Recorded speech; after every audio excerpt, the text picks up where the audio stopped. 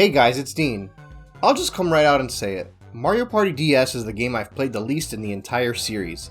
I've owned and played my DS the most during the early years of its lifespan, and by the time Mario Party DS had come out, I was barely even touching it anymore.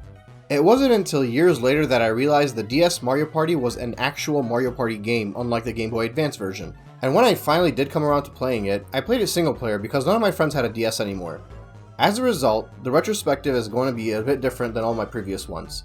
Instead of analyzing the game from a multiplayer lens, I'm going to talk about it strictly as a review of the story mode. Plus, the DS Virtual Console on my Wii U doesn't really have a multiplayer option anyway, so I don't really have a choice because I don't feel like buying 3 other DSs for my friends to play while I play this game. But don't worry, it'll still be a regular retrospective with analysis of the items, boards, minigames, and game mechanics, so it shouldn't be too different. Without wasting too much time talking about the actual story, the game gives you some little fun cutscenes just to keep you engaged between board play. The story isn't an in-depth epic or anything, but it's fun enough for a portable Mario Party title. The setting of this game is enjoyable.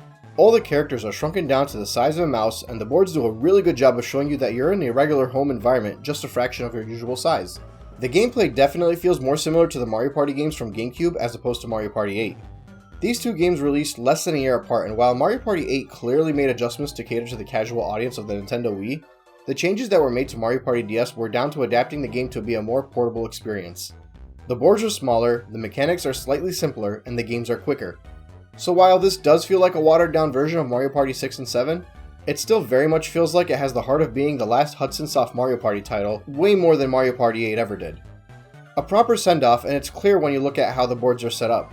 You have your usual red, blue, and green spaces, the return of the dual space from the later titles, and the return of a Bowser space without having any ties or symmetry to DK spaces, since those aren't here. The Bowser space is very much traditional in that it triggers a roulette instead of a minigame. The newest space in this title is the friend space, which will reward you with 5 coins, but as a catch you're also required to choose one of your opponents to also receive 5 coins. Which is a nice little mechanic, but more often than not just leads to the player in last place receiving those 5 coins. I imagine if I was playing this multiplayer that wouldn't necessarily always be the case with my group of friends, but I've never tried it, so it's just an assumption. Instead of floating orbs on the board that you'd usually pass by to collect an item, this game provides you with a floating hex space that you would pass to grab a hex, while keeping the items tied to the shops. Hexes are nothing more than trap items.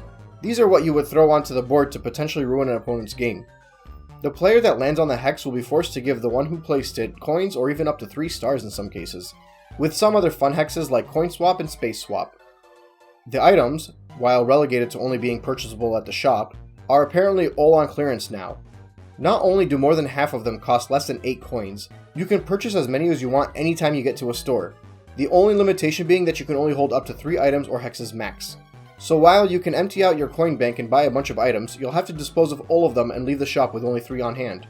The expensive items in this game are the Star Pipe for 15 coins, which takes you directly to the star, the Block Sensor, which will automatically summon a hidden block for you for 20 coins, and the Grab Pipe, which will replace all of your items with a Star Pipe, Hidden Block Sensor, and a triple dice set for 25 coins. While those latter 2 seem neat, I've never actually seen them come into play.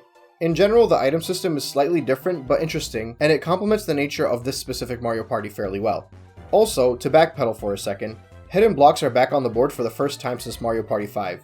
They could result in you losing a star or gaining coins, items, or even up to 3 stars, all determined by how fast you can mash the A button. Apparently being a portable game means you get less characters too. This game only gives you 8 characters to choose from, which is the lowest amount since Mario Party 3. And there are also only 5 boards this time around, which is 1 less than usual. Once again, there are 6 bonus stars in this title. Returning are the minigame, running, green, and item stars. Replacing the shopping star is the hex star, awarded to the player that placed the most hexes.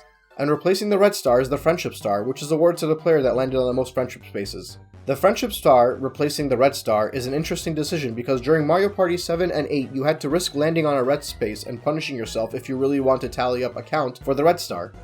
And that wasn't always rewarding because the bonus stars only have a 50% chance of showing up. With a friendship star, you don't have to risk anything by going for the friendship space since you both receive 5 coins and increase your likelihood for a bonus star. This is the first bonus star based on a space that will always be rewarding. Landing on a happening space would often see you contemplating if it's worth landing on since the event it creates could ruin your game, and landing on a red space makes you lose 3 coins. As a result, I don't think the friendship star is all that good of a bonus star, since there's little risk involved in farming for it. And in addition to that, friendship spaces turn into dual spaces during the last 5 turns, so they're not even on the board all game. The red star makes way more sense to me since it does create that little extra bit of thinking. Of course, all of this is with the assumption that players are actually the kind of people to tally the spaces they land on. I'd imagine someone passionate enough to listen to this retrospective is that kind of person though. Regarding the other replaced bonus star, the Hex Star, this one makes things interesting. Now that you have both an item star and a Hex Star, you can't just plan to use as many items as you want. You have to choose between using a Hex or an item. This is an example of a good bonus star because there's a decision to be made between playing for two different bonus stars, where potentially both, neither, or only one of them is at play. This also fixes another issue that was created with the shopping star being too tied to the item star, similar to how the minigames and coin star used to be very tied together. All this has ultimately shown me is that there's a lot more to think about regarding the ideal bonus star method. If it was my decision and the game involved throwing items on the board, I'd say the minigame star should be a guarantee, and the last two bonus stars should be chosen between the red, green, items used, and items placed. I don't think a shopping star should exist when there's an item star. I don't think players should be rewarded a running star. That bonus star has always bothered me. And I think the coin star could exist if you included the shopping star, since they could be opposites of one another, but that wouldn't solve the issue of the coin and minigame star existing simultaneously, and the shopping and item stars existing together as well. Okay, that's enough bonus star talk. The funny thing is, the story mode doesn't even have bonus stars, so I can't really even share any footage of them at play. When you start the story mode, you'll first be thrown into Wiggler's Garden, a traditional star hunting board. Along your path to the star, you'll be able to collect hexes, visit item shops, and try and avoid being attacked by certain plants on the board. The events on this board will generally send you back to the start, or let you play neat little minigames using your stylus to earn or even lose some coins. The board is tiny, not just your character, I mean literally the board makes small boards in console games look massive. Unfortunately, that's the case with all of the boards in this game. Luckily, seeing as how I was playing this game in a story mode, that didn't really bother me at all, and I imagine that's what Hudson Soft was going for. Once you win the board game, you're taken to your first boss battle against the piranha plant boss, which involves dropping bomb seeds into the evil piranha's mouth. It's a fun minigame and uses the touchscreen well in my opinion. I do wonder why this board was named after Wiggler instead of the piranha plant though, given that Wiggler's not really a part of the board or the boss battle, but I guess PD just got the shaft this time. Moving on in the story, you enter Toadette's music room. The stars on this board are designated by music notes. Whenever you reach one, you have to pay a varying price to purchase the star. If you're lucky, you'll be purchasing the star at a discounted rate. Beyond that, there are happening spaces on the instruments that each cause something thematic to occur. Landing on a piano gives you a chance to earn coins, landing on the horn space moves you towards the star, and landing on a drum causes the Hammer Bros to move you to a random spot on the board. The violin brings a random character to your location, and the metronomes change the star's location. So there's quite a bit going on in this board regarding happening spaces, and the music theme definitely sticks out as a fun aesthetic in this franchise. If you win the board game, your boss battle will be against Hammer Bro, which will see you use the touchscreen in a game of Simon Says, a fairly simple boss battle, but enjoyable nonetheless. Next up is DK's stone statue. Although you'll soon find out it's not a statue, it's actually the big ape himself turned to stone.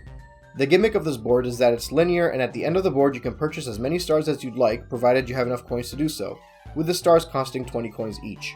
Happening spaces on the board will generally move you closer or further away from the star in a very Snakes and Ladders-like board game style. Again, simple board with a fun aesthetic. The boss battle here is probably more fitting of a 3D Mario platformer than a Mario Party minigame, and I have to admit, it's a visual treat considering it was on the DS. It's fun enough, but doesn't really implement any touchscreen controls, which is fair since it's not really a requirement for this game, but the touchscreen controls for boss battles and minigames are probably my favorite aspect of this title since they're unique.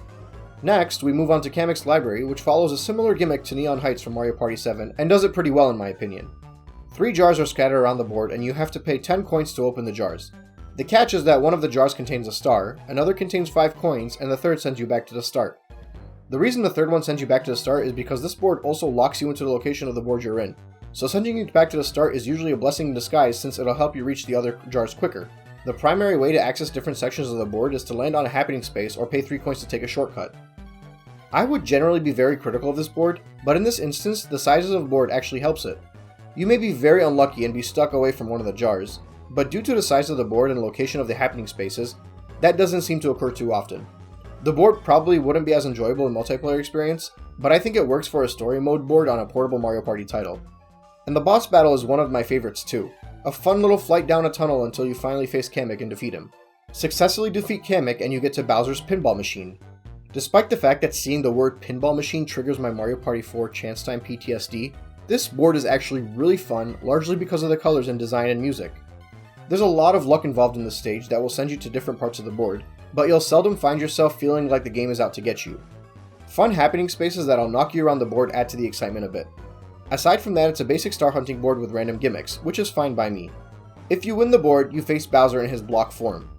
There's a bit of strategy and timing involved in defeating him. He has multiple attacks and defense mechanisms. It's a solid boss battle all around. If there's one thing this game has shown me is that it's so unfortunate that we didn't get a 3D Mario game on the DS. Obviously not including Mario 64 DS. If you look at the boss battles in that game, along with the ones in Mario Party DS, you can see what could have been a solid amount of boss battles for a proper 3D Mario game. But alas, we're treated with an ending cutscene, with everyone happy for winning some ancient DS or something, and with that we move on to the minigames. Similarly to how Mario Party 8 built a compilation of minigames around the Wiimote, Mario Party DS managed to make a solid minigame package that utilizes a combination of touchscreen and button controls, and in my opinion is way more successful in its test than Mario Party 8 was. As a side note, I've been going back and forth about whether or not I'm going to include the 3DS games in my retrospective, and I'm pretty sure I've decided I'm going to skip them and potentially come back to the future for various reasons that I won't get into right now. But I will say that the handheld Mario Party games all have very fun touchscreen minigames. They have fun button control ones too, but so does every other Mario Party game, so it's not really that impressive. But touchscreen minigames are as impressive and intuitive as the motion control ones in the series, and they get better with each handheld entry. Anyway, the game provides us with 32 4-player minigames, which is a huge package. The control styles vary, and they do a pretty good job not shoehorning in touchscreen controls and ruining a minigame as a result. Some of the games have you looking between both screens too, which is a neat touch, and due to the fact that you don't share a screen with your opponents, some of them take full advantage of that design and offer you a chance to play what would normally be a split-screen game, but with your own screen and no chance of an opponent's screen peeking. The minigames aren't all a 10 out of 10, but as a whole package, I'd gladly take this list of 4-player minigames. And I feel the same way about the 2v2 minigames. They do a very good job showing you how small you really are too. They put you in a setting that feels like it was pulled straight out of Honey, I Shrunk the Kids, which is worth a smirk or two anytime you start a minigame. The 1v3 minigames do have their faults though. Aside from the obvious balancing issues that most Mario Party titles face when it comes to 1v3 minigames, I did notice quite a few minigames that involved using both screens and it was a little hard to keep track of. So I'd often just find myself focusing on one and hoping for the best. This may be an issue with the 2v2s and 4-player minigames as well, but it's less noticeable because in 1v3 you're often split against the opposing team by using the touchscreen while your opponents are on the other screen. It's less of a nuance on original DS software as opposed to using the Wii U, but it's still a nuance nonetheless. The 32 dual minigames are basically just a 1v1 version of 2v2 or 4-player minigames, a practice that I fully support. Generally, you either have a ton of dual minigames you rarely get to play, if your main playstyle is 4-player Mario Party, or the alternative is that the game doesn't make enough dual minigames and they get very repetitive.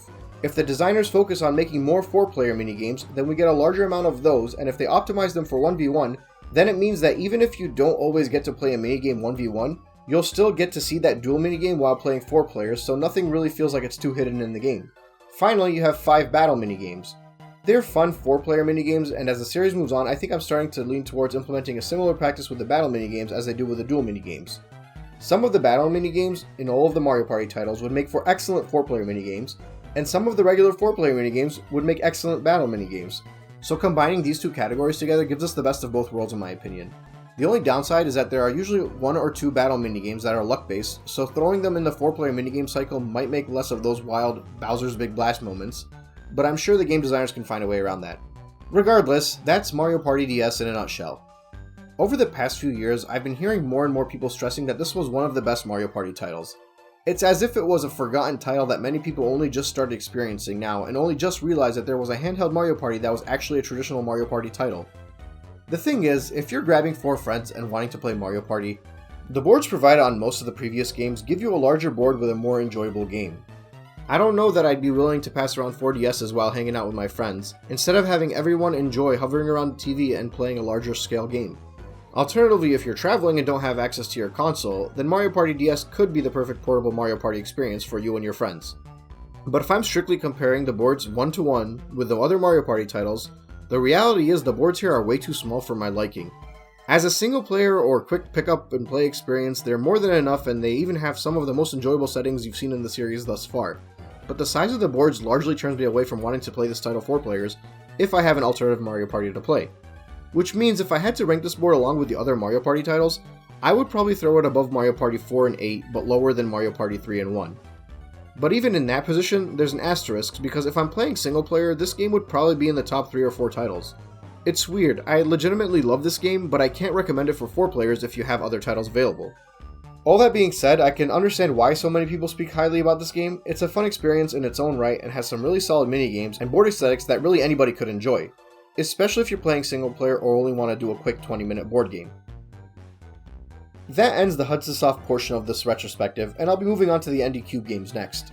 I'm still going back and forth about whether 9 and 10 will be a single video, but I guess I'll have a better idea of that when I start analyzing the boards and seeing if there's enough to talk about to separate it into 2 videos. Either way, I appreciate you watching, and I hope you're all getting your fill of Mario Party Superstars. I know I have, and I'll be covering it soon.